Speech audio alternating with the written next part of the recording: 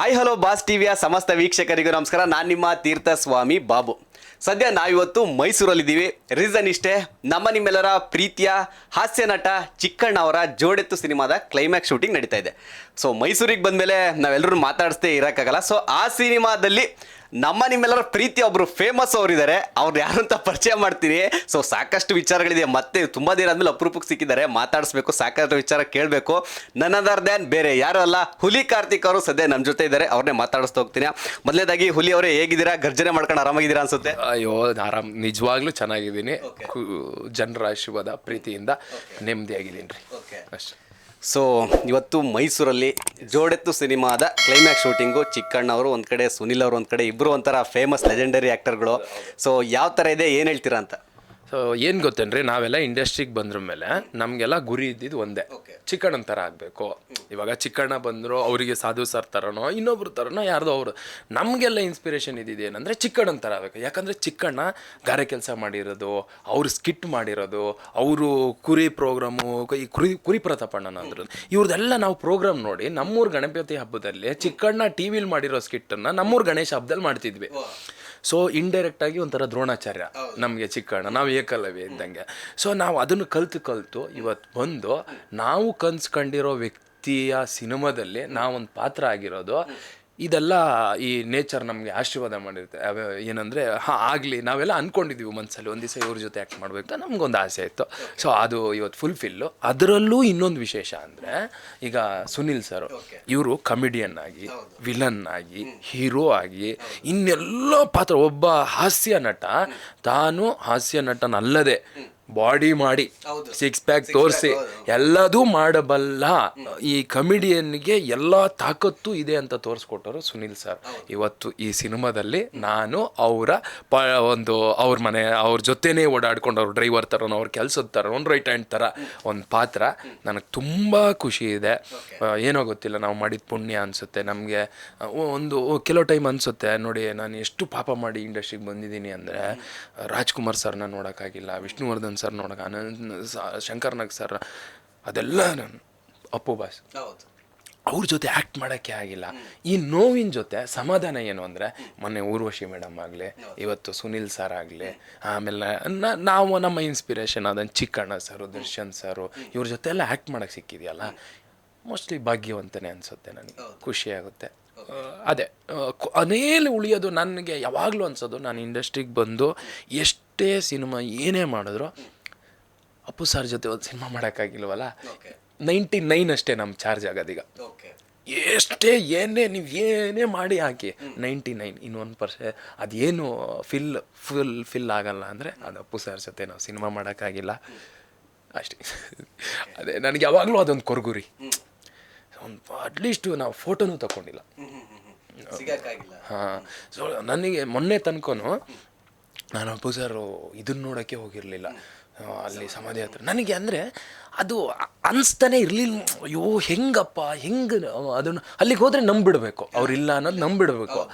But ಮೊನ್ನೆ ಅನಿವಾರ್ಯ ನಾವು ನನಗೆ ಆಗ ಇಲ್ಲ, ತಪ್ಪು ತಿಳ್ಕೊಂಬಿಡ್ತಾರೆ. ನಮ್ಮ ಡೈರೆಕ್ಟ್ರು ಪಾಪ ಹೇಳಿದ್ರು, ಸರ್ ಈ ಥರ ಇದಾಗುತ್ತೆ, ಇಲ್ಲ ತಪ್ಪು ನೋಡೋರಿಗೆ ಗೊತ್ತಾಗಲ್ಲ, ತಪ್ಪು ತಿಳ್ಕೊಂಬಿಡ್ತಾರೆ. ಹೌದು ಸರ್, ನಮ್ಮ ಭಾವನೆಗಳಿಗೆ. But miss you Appu sir. Yes, ನಾನು ಎಲ್ಲಿಗೋ ಬಂದ್ಬಿಟ್ಟೆ. ಇಲ್ಲ ಖಂಡಿತ, ಅಂದರೆ ಯಾವ ನಟರನ್ನು ಕೂಡ ಬಿಡೋಕ್ಕಾಗಲ್ಲ. ಅಂದರೆ ನಾವು ವಿಚಾರಗಳು ಏನೇ ಇದ್ರೂ ಕೂಡ ಅವ್ರನ್ನ ಬಿಡೋಕ್ಕಾಗಲ್ಲ ಸರ್. ಇವತ್ತು ಏನೇ ಇರಲಿ, ನಾನೊಬ್ಬ ಆಚೆ ಯಾರ ಬಗ್ಗೆ ಏನು ಬೇಕಾದ್ರೂ ಮಾತಾಡಲಿ, ಬಟ್ ನಾನೊಬ್ಬ ನಟ ಆಗಿ ಇಂಡಸ್ಟ್ರಿಗೆ ಬಂದಾಗ ನಾನು ಇಲ್ಲಿ ಎಲ್ಲರ ಜೊತೆ ಆ್ಯಕ್ಟಿಂಗ್ ಮಾಡಬೇಕು ಅಂತ ಆಸೆ ಇಟ್ಕೊಂಬಂದು. ಕೆಲವ್ರು ಹೇಳ್ತಾರೆ, ನೀನು ಅವ್ರಿಗೆ ಮಾತ್ರ ಸಪೋರ್ಟ್. ನಾವು ಎಲ್ಲರ ಸಿನಿಮಾನೂ ನೋಡಿದ್ದೀವಿ, ಎಲ್ಲರೂ ಸಿನಿಮಾ ಈಸಿಯಾಗಿ ನೋಡಿಲ್ಲ. ಕೂಲಿ ಕೆಲಸ ಮಾಡಿ ಆ ದುಡ್ಡಲ್ಲಿ ಹೋಗಿ ಸಿನಿಮಾ ನೋಡಿದ್ದೀನಿ. ಎಲ್ಲರ ಸಿನಿಮಾನೂ ನೋಡಿದ್ದೀವಿ. ಇವತ್ತು ಅವರೆಲ್ಲರ ಜೊತೆ ಆ್ಯಕ್ಟ್ ಮಾಡ್ತಾ ಇದ್ದೀವಿ. ನಮ್ಗೆ ಖುಷಿ ಇದೆ ಸರ್, ನಮ್ಮ ಬಗ್ಗೆ ಹೆಮ್ಮೆ ಇದೆ. ನಮ್ಮ ನಿಯತ್ ನಮ್ಮನ್ನು ಕಾಪಾಡುತ್ತೆ ಎಲ್ಲೋ ಒಂದು ಕಡೆ. ಸೊ ಇನ್ನೊಂದು, ನಮ್ಮ ವೀಕ್ಷಕರಿಗೆ ಗೊತ್ತಿಲ್ಲ ಅನ್ಸುತ್ತೆ, ನಮ್ಮಿಬ್ರದ್ದು ಒಂದು ಕೋಇನ್ಸಿಡೆನ್ಸ್ ಥರದ್ದು. ನೀವು ಓದಿದ್ದು ಒಂದೇ ಯೂನಿವರ್ಸಿಟಿ, ನಾನು ಅದೇ ಯೂನಿವರ್ಸಿಟಿಲಿ ಓದಿದ್ದು. ಯಾವ್ದು ಹೇಳಿ ನೋಡೋಣ? ಕುವೆಂಪು ಯೂನಿವರ್ಸಿಟಿ, ಶಂಕರಘಟ್ಟ. ಹೌದಾ? ನಾನು ಅಲ್ಲೇ ಜರ್ನಲಿಸಮ್ ಆ್ಯಂಡ್ ಕಮ್ಯುನಿಕೇಷನ್. ಸೊ ನಿಮ್ದು ತೀರ್ಥಹಳ್ಳಿ, ನಮ್ದು ಈ ಕಡೆ ಪಕ್ಕದ ಜಿಲ್ಲೆ ಚಿಕ್ಕಮಂಗ್ಳೂರು. ಸೊ ಇದ್ರ ನಡುವೆ ಅದೇ ಏನು ಹೇಳ್ತಾರೆ, ಅದು ಕನೆಕ್ಟ್, ಆ ಬಾಂಡಿಂಗ್ ಹಾಕಿದೆ, ಎಲ್ಲ ರೀಸನ್ಗಳಾಗುತ್ತೆ. ಸೊ ಇನ್ನೊಂದು ಇದ್ರ ನಡುವೆ ಕಾರ್ತಿಕ್ ಅವರಿಗೆ ಎಷ್ಟು ಒಂದು ಹಾಸ್ಯ ಮಾಡಿ ಕಾಮಿಡಿ ಮಾಡಿ ಎಲ್ಲದೂ ಕೂಡ ಜನರನ್ನ ಪ್ರೇಕ್ಷಕರನ್ನ ಮೆಚ್ಚುಗೆ ಪಡಿತಾ ಇದ್ದಾರೆ. ಅದೇ ಥರ ನೆಗೆಟಿವ್ ಕೂಡ ಇದೆ ಕಾರ್ತಿಕ್ ಅವರಿಗೆ. ಅದನ್ನು ಟೀಕೆ ಮಾಡೋರು ಅಥವಾ ದೂರ ಮಾಡೋರು ಅದೇನು ನಮ್ಮ ದೇಶದಲ್ಲಿ ಗಾಂಧಿನ ಪೂಜೆ ಮಾಡೋರು ಇದ್ದಾರೆ, ಗುಡ್ಸೆನೂ ಪೂಜೆ ಮಾಡೋರು ಇದ್ದಾರೆ, ಆಮೇಲೆ ಇಲ್ಲಿ ರಾವಣನೂ ಮೆಚ್ಕೊಳೋರು ಇದ್ದಾರೆ, ರಾಮನ್ ಮೆಚ್ಕೊಳೋರು ಇದ್ದಾರೆ. ಸೊ ಇಲ್ಲಿ ದೇವರಿಗೆ ನಾವು ನನ್ನ ಫೇವ್ರೆಟ್ ದೇವರು ಆಂಜನೇಯ, ನಿನ್ನ ಫೇವ್ರೆಟ್ ದೇವರು ಗಣೇಶ, ಅವ್ನ ಫೇವ್ರೆಟ್ ದೇವರು ಶಿವ ಅಂದ್ಕೊಂಡಿದ್ದೀವಿ. ಎಲ್ಲರನ್ನು ಮೆಚ್ಚೋಕ್ಕೆ ನಾನು ಈ ಭೂಮಿ ತಾಯಿ ಅಲ್ಲ, ಈ ಭೂಮಿ ತಾಯಿ ಅಷ್ಟೇ ಎಲ್ಲರನ್ನೂ ಮೆಚ್ಚಕ್ಕೆ ಸಾಧ್ಯ ಅನಿಸುತ್ತೆ. ಅದರಲ್ಲೂ ಜಗಳ ಮಾಡ್ತಾರೆ. ಹಾಗಾಗಿ ನೆಗೆಟಿವ್ ನೋ ಪ್ರಾಬ್ಲಮ್. ನೆಗೆಟಿವ್ ಒಂಥರ ಮೈಲೇಜ್ ಇದ್ದಂಗೆ, ಅವ್ರು ನೆಗೆಟಿವ್ ಮಾಡಿದಷ್ಟು ಮೈಲೇಜ್ ಸಿಗ್ತಾನೆ ಹೋಗುತ್ತೆ. ಯಾರೋ ನಮ್ಮ ಬಗ್ಗೆ ಯಾರೋ ಈಗ ಇವನ ಬಗ್ಗೆ ಕೆಟ್ಟದಾಗ ಮಾತಾಡೋದು ಜಾಸ್ತಿ ನೋಡ್ತಾರೆ. ಬಿಟ್ರೆ ಅದ್ರ ಬಗ್ಗೆ ತಲೆನೇ ಕೆಡ್ಸ್ಕೊಬೇಡ ಸರ್. ನೀವೇ ನೋಡಿದ್ದೀರಾ ಕುವೆಂಪು ಯೂನಿವರ್ಸಿಟಿಲಿ ಎಷ್ಟು ಕಷ್ಟಪಟ್ಟು ಈ ಕಲ್ಚರಲ್ ಪ್ರೋಗ್ರಾಮಲ್ಲೆಲ್ಲ ಮಾಡಿಕೊಂಡು ಆಡಿಷನ್ ಕೊಟ್ಟು ಬಂದಿರೋದು ನಾನು ಇಂಡಸ್ಟ್ರಿಗೆ. ಸುಮ್ಮನೆ ಅಲ್ಲ, ಹಿಂಗೆ ಪುಸ್ತಕ ಬಂದು ನಿಂತ್ಕೊಂಡಿದ್ದಲ್ಲ. ಆಡಿಷನ್ ಕೊಟ್ಟು 9 ವರ್ಷಗಳ ಕಾಲ ಟೆಲಿವಿಷನಲ್ಲಿ ಸ್ಕಿಟ್ಟು ಬರೆಯೋದ್ರಿಂದ, ಅದನ್ನು ಕಟ್ಟೋದ್ರಿಂದ ಎಲ್ಲ ಮಾಡಿ ಕಲಿತು ಸಿನಿಮಾಕ್ಕೆ ಬಂದಿದ್ದೀನಿ. ನನ್ನ ಬಗ್ಗೆ ಹೆಮ್ಮೆ ಇದೆ, ನಾನು ಮಾಡೋ ಕೆಲಸದ ಬಗ್ಗೆ ಹೆಮ್ಮೆ ಇದೆ. ನೆಗೆಟಿವ್ ಎಲ್ಲ ಬಿಟ್ಟಾಕ್ರಿ ರೀ. ನೆಗೆಟಿವ್ಗೆಲ್ಲ ತಲೆ ರೀ. ಎಷ್ಟು ರೀ ನೆಗೆಟಿವ್ ಇದೆ ನಮ್ಮ ಲೈಫಲ್ಲಿ? ಎಷ್ಟು ನೆಗೆಟಿವ್ ಇಷ್ಟಿದೆಯಾ? ನನಗಂತೂ ಆ್ಯಕ್ಚುಲಿ ಸತ್ಯ ಹೇಳಬೇಕು ಅಂದರೆ ನನ್ನ ಇಂಡಿಯಾಗ ತುಂಬ ಕಡಿಮೆ, ಒಂದು 1000 ಕಮೆಂಟ್ ಇದ್ದರೆ 3ರಿಂದ 4 ಇರ್ತವೆ. ಅವನ್ನೆಲ್ಲ ತಲೆನೇ ಕೆಡ್ಸ್ಕೊಳಲ್ಲ ನಾನು. ಯಾಕಂದರೆ ನಾನು ಬದುಕ್ತಾ ಇರೋದು ಈ 997 ಜನಕ್ಕೆ, ಈ 3 ಜನಕ್ಕಲ್ಲ. ನನಗೋಸ್ಕರ ಒಬ್ಬ ನಂಗೆ ಹಾರ್ಟ್ ಕಳಿಸ್ತಾನೆ ಅಂದರು, ನಾನು ಅವನಿಗೋಸ್ಕರ ಬದುಕ್ಬಿಡ್ತೀನಿ. ಯಾರಿಗೂ ತಲೆ ಕೆಡರು. ಯಾವಾಗ ಚಿಂತೆ ಮಾಡಬೇಕು ಗೊತ್ತಾ? ನಿಮ್ಮ ಬಗ್ಗೆ ಇಷ್ಟು ನೆಗೆಟಿವ್ ಇದ್ದು ಇಷ್ಟೇ ಪಾಸಿಟಿವ್ ಇದ್ದರೆ ನೀವು ಚಿಂತೆ ಮಾಡಬೇಕು. ನಮ್ಮ ಬಗ್ಗೆ ಇಷ್ಟು ಗುಡ್ ಇದೆಯಲ್ಲ, ನಾವೇನು ಅಂತ ಗೊತ್ತಿದೆಯಲ್ವ, ಪರವಾಗಿಲ್ಲ. ಇನ್ನೊಂದು ಇದ್ರ ನಡುವೆ ಓಕೆ, ಜೋಡೆತ್ತು ಸಿನಿಮಾದ ಕ್ಲೈಮ್ಯಾಕ್ಸ್ ಇದಕ್ಕೆ ಬಂದಿದ್ವಿ, ಅದ್ಭುತವಾಗಿ ಹೋಗ್ತಿದೆ. ಒಂದು ಕಡೆ ಸುನಿಲ್ ಅವರ ಟೀಮಲ್ಲಿ ನೀವು ಇದೀನಿ ಅಂತ ಹೇಳಿದ್ರಿ. ಹೌದು, ವಿಲನ್ಸ್ ಅದೇ ಹೇಳಿದ್ರು ಅಲ್ಲಿ ಆಪೋಸಿಟ್ ಅಂತ. ಸೊ ಯಾವ ಥರ ಇರುತ್ತೆ ಈ ಒಂದು ಫೈಟ್ಗಳು ಇಬ್ರದ್ದು? ರಕ್ತಪಾತ. ಅಯ್ಯೋ, ನಾನು ನೋಡ್ರೆ ಗೊತ್ತಾಗಲ್ಲ, ಬಾಗ್ದಾಕ್ಬಿಡ್ತೀನಿ ಫುಲ್ಲು. ಫೈಟ್ ಇಲ್ಲ ನಂದು. ಇಲ್ಲ, ನಮ್ದು ಒಂಥರ ನಮ್ಮ ಮಜಾ ಶಾಪ ಅಂತಾರ ಕ್ಯಾರೆಕ್ಟ್ರು. ಮಜಾ ಇದೆ. ಇವು ಹೆಂಗು ಮುದುಕಿ ಕ್ಯಾರೆಕ್ಟರ್ ನಂದು, ಶಪ್ಸೋದು ಅನ್ನೋ ಥರ ಒಂಥರ.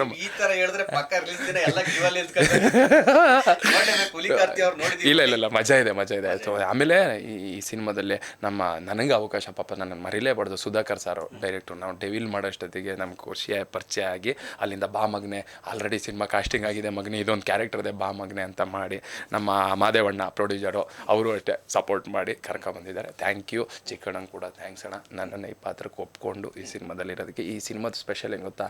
ನಾನು, ಚಿಕ್ಕಣ್ಣ, ಕೇರ್ಪೇಟೆ, ಆಮೇಲೆ ಕುರಿ ಪ್ರತಾಪಣ್ಣ, ನಾವು ಇಷ್ಟು ಜನನೇ ಇದ್ದೀವಿ. ಹೌದೌದು ಸಖತ್ ಖುಷಿ ಇದೆ ನನಗಂತೂ. ನಾನು ಕಾಯ್ತಾ ಇದ್ದೀನಿ ಈ ಸಿನಿಮಾಕ್ಕೆ, ನಾನೇ ಕಾಯ್ದೆ, ಅಷ್ಟು ಖುಷಿ ಇದೆ. ಇದ್ರ ನಡುವೆ ಇನ್ನೊಂದು, ಕಾರ್ತಿಕ್ ಅವರೇ, ಒಂದು ಕ್ವಶನ್ ಕೇಳಿದ್ರೆ ಅಂದರೆ ಇನ್ಕಂಪ್ಲೀಟ್ ಆಗುತ್ತೆ. ಬೇರೆ ಯಾರಿಗೂ ಕೇಳದೇ ಇದ್ರು ನಿಮಗೆ ಇದಕ್ಕೆ ಪ್ರಶ್ನೆ ಕೇಳಬೇಕಾಗುತ್ತೆ. ಸೊ ನಿಮ್ಮ ಒಂಥರ ಏನು ಹೇಳ್ತಾರೆ, ಬ್ಯಾಕ್ ಬೋನು, ಸಪೋರ್ಟರು, ನಿಮ್ಮ ಬಾಸು ದರ್ಶನ್ ಅವ್ರ ಬಗ್ಗೆ. ಸೊ ಯಾಕೆಂದರೆ ನಿಮಗೂ ಸಾಕಷ್ಟು ಗೊತ್ತಿದೆ, ಒಡನಾಟ, ಅವ್ರ ಜೊತೆ ಸಿನಿಮಾನು ಕೂಡ ಮಾಡಿದ್ದೀರಾ. ಸೊ ಅವ್ರ ಬಗ್ಗೆ ಕೇಳಿದಂದರೆ ಅದೊಂಥರ ಇನ್ಕಂಪ್ಲೀಟ್ನೆಸ್. ಸೊ ಏನು ಹೇಳ್ತೀರಿ? ಈಗ ಸಂಕಷ್ಟದಲ್ಲಿದ್ದಾರೆ, ಅದು ಅವರ ವೈಯಕ್ತಿಕ ವಿಚಾರ. ಸೊ ಅವ್ರು ಇದ್ದಿದ್ರೆ ಒಂದು ಇಂಡಸ್ಟ್ರಿ ಈಗ ಬೇರೆ ಲೆವೆಲ್ಗೆ ಹೋಗಿರುತ್ತೆ. ಯಾಕೆಂದರೆ ಅಪ್ಪು ಸರ್ ಹೋದ್ಮೇಲೆ ಒಂದು ಸ್ವಲ್ಪ 50% ಬಿದ್ದೇ ಹೋಯಿತು. ಈಗ ದರ್ಶನ್ ಸರ್ಗೆ ಈ ಥರ ಆಯಿತು. ಸೊ ಇಂಡಸ್ಟ್ರಿ ನಮ್ಮದು ಡೌನ್ಫಾಲ್ ಆಗ್ತಿದೆ ಅನ್ನೋ ಚರ್ಚೆ ಇದೆ ಸರ್. ಇದು ಇಂಡಸ್ಟ್ರಿ ಬಗ್ಗೆ ಮಾತಾಡೋಷ್ಟು ನನಗೆ ಅರ್ಹತೆ ಏನೂ ಇಲ್ಲ. ನಾನು ಅಷ್ಟು ದೊಡ್ಡವನು ಅಲ್ಲ, ಇದರಲ್ಲಿ ಇಂದು ಚಿಕ್ಕ ಗರಿಕೆ ಹುಲ್ಲು. ಆದರೆ ನಾನು ಒಂದು ಸತ್ಯ ಹೇಳಬಲ್ಲೆ, ದೇವರಿಗೂ ಕೂಡ ಕಷ್ಟ ಬಂದಿದೆ. ಅದನ್ನು ಒಡೆದು ಬರ್ತಾರಲ್ಲ, ಆವಾಗಲೇ ಮಹಾನ್ ದೇವರು ಆಗೋಕ್ಕೆ ಸಾಧ್ಯ ಆಗುತ್ತೆ. ಎಲ್ಲದೂ ಒಳ್ಳೆಯದಾಗುತ್ತೆ. ಯಾವುದೋ ಒಂದು ಒಳ್ಳೇದಾಗಬೇಕಾದ್ರೆ ಮುಂಚೆ ಕೆಟ್ಟದಾಗುತ್ತಂತೆ. ಆ ಥರನೇ ಇದು ಅಂದ್ಕೊಬೇಕು. ನಮ್ಮ ಬಾಸ್ನ ನಾವು ಆದಷ್ಟು ಬೇಗ ಈ ಥಿಯೇಟ್ರಲ್ಲಿ ಸೆಲೆಬ್ರೇಟ್ ಮಾಡ್ತೀವಿ. ಆ ದೇವರು, ಆ ಚಾಮುಂಡೇಶ್ವರಿ ಹತ್ರ ಕೇಳ್ಕೊಳ್ಳೋದು ನಾವಿಷ್ಟೇ, ನಮ್ಮ ಬಾಸ್ ಬರಲಿ, ಸಿನಿಮಾ ಮಾಡಲಿ, ನಾವು ಅವ್ರ ಸಿನಿಮಾನ ಸೆಲೆಬ್ರೇಟ್ ಮಾಡಬೇಕು. ನಾನು ಮತ್ತೆ ಅವ್ರ ಜೊತೆ ಸಿನಿಮಾ ಮಾಡಬೇಕು, ಅದು ಇದು ಸ್ವಾರ್ಥ ಅಲ್ಲ. ಇಲ್ಲೆಷ್ಟೋ ಜನ ಅವ್ರ ಹೆಸರಲ್ಲಿ ಊಟ ಮಾಡ್ತಾಯಿದ್ರು, ಇನ್ಕ್ಲೂಡ್ ಪ್ರಾಣಿ ಪಕ್ಷಿ ಕೂಡ ಅಲ್ವಾ. ಅವುಗಳಿಗೆ ಮತ್ತೆ ಊಟ ಸಿಗಬೇಕು. ನನ್ನಂಥ ಎಷ್ಟೋ ಕಲಾವಿದರಿಗೆ ಅವಕಾಶ ಸಿಗಬೇಕು, ಅದಕ್ಕೆ ಬರಬೇಕು ಅಷ್ಟೇ ಸರ್. ನಾವು ಇದು ಕಾನೂನು ಚೌಕಟ್ಟಲ್ಲಿರೋದು, ನಾವು ಮಾತಾಡೋಂಗೂ ಇಲ್ಲ. ಬಟ್ ನಮ್ಮ ಆಸೆ ಇದು, ಆಸೆ. ನಾವು ಒಬ್ಬರು ಅಭಿಮಾನಿಯಾಗಿ, ಕಲಾವಿದರಾಗಿ ನಮ್ಮ ಆಸೆ ಅವ್ರು ಬರಲಿ, ಸಿನಿಮಾ ಮಾಡಬೇಕು, ಸಿನಿಮಾ ನೋಡಬೇಕು, ಇದು ನಮ್ಮ ಆಸೆ. ಓಕೆ, ಕಾರ್ತಿಕ್ ಅವರು ಇಷ್ಟೊತ್ತು ಬಾಸ್ ಟಿ ಜೊತೆ ಸಾಕಷ್ಟು ವಿಚಾರಗಳನ್ನು ಹಂಚ್ಕೊಂಡ್ರಿ. ನಿಮಗೂ ಅಷ್ಟೇ, ಜೋಡೆತ್ತು ಚಿತ್ರತಂಡಕ್ಕೂ ಅಷ್ಟೇ ಆಲ್ ದ ಬೆಸ್ಟ್, ಒಳ್ಳೇದಾಗಲಿ. ಇದು ರಿಲೀಸ್ ದಿನ ಥಿಯೇಟರ್ಲಿ ಧೂಳೆ ಬಸ್ಲಿ, ಒಂಥರ ಲ್ಯಾಂಡ್ ಮಾರ್ಕ್ ಟ್ರೆಂಡ್ ಸೆಟ್ ಮಾಡ್ತಾರಲ್ಲ ಆ ಥರ ಸಿನಿಮಾ ಇದಾಗಲಿ. All the best. Yes, thank you. ಇದು ರೈತರ ಸಿನಿಮಾ, ಹಳ್ಳಿ ಸಿನಿಮಾ, ಯುವಕರು ಸಿನಿಮಾ, ಎಲ್ಲರೂ ನೋಡಬೇಕು, ಎಲ್ರಿಗೂ ಇಷ್ಟ ಆಗುತ್ತೆ ಬಿಡ್ರಿ. ಆ ಥರ ಸಿನಿಮಾ ಇದು 100% ಚೆನ್ನಾಗಿದೆ. ಬಂದು ಥಿಯೇಟ್ರಲ್ಲಿ ಬಂದು ಸಿನಿಮಾ ನೋಡಿ. ಈಗ ಸಿನಿಮಾ ಕಂಪ್ಲೀಟ್ ಮಾಡ್ತಾ ಇದ್ದೀವಿ. ಸೊ ನಿಮ್ಮೆಲ್ಲರೂ ಆಶೀರ್ವಾದ. ನಾನು ಇಷ್ಟೇ ಹೇಳೋದು ಸರ್, ಇಲ್ಲಿ ನೆಗೆಟಿವ್ ಪಾಸಿಟಿವ್ ಎಲ್ಲ ಬಿಟ್ಬಿಟ್ರೆ ನಮ್ಮ ಮೇಲೊಂದು ಆಶೀರ್ವಾದ ಇರುತ್ತೆ. ಚೆನ್ನಾಗಿ ಮಾಡ್ತೀಯ ಕಣಪ್ಪ, ನೀನು ನೋಡ್ತೀನಿ ಕಣಪ್ಪ ಅಂತಾರಲ್ಲ, ಅಷ್ಟೇ ನನಗೆ ತೃಪ್ತಿ ಇದೆ. ನಿಮ್ಮೆಲ್ಲರ ಆಶೀರ್ವಾದ ನಮ್ಗೆ ಅಷ್ಟಿರಲಿ. ಸೊ ನೋಡಿದ್ರಲ್ಲ, ಇದಿಷ್ಟು ಹುಲಿ ಕಾರ್ತಿಕ್ ಅವರ ಮಾತು. ಕ್ಯಾಮ್ರಾ ಪರ್ಸನ್ ಲಿಖಿತ್ ಜೊತೆ ತೀರ್ಥಸ್ವಾಮಿ ಬಾಬು, ಮೈಸೂರು. ಲೇಟೆಸ್ಟ್ ಹಾಗೂ ಇಂಟ್ರೆಸ್ಟಿಂಗ್ ಸುದ್ದಿಗಳಿಗಾಗಿ ಬಾಸ್ ಟಿವಿ ಕನ್ನಡ ಚಾನೆಲ್ನ ಸಬ್ಸ್ಕ್ರೈಬ್ ಮಾಡಿ. ಹಾಗೆಯೇ ಬೆಲ್ ಐಕಾನ್ ಪ್ರೆಸ್ ಮಾಡಿ. ಇದರ ಜೊತೆಗೆ ಫೇಸ್ಬುಕ್, ಇನ್ಸ್ಟಾಗ್ರಾಮ್, ಎಕ್ಸ್ನಲ್ಲೂ ಮಿಸ್ ಮಾಡದೆ ಫಾಲೋ ಮಾಡಿ.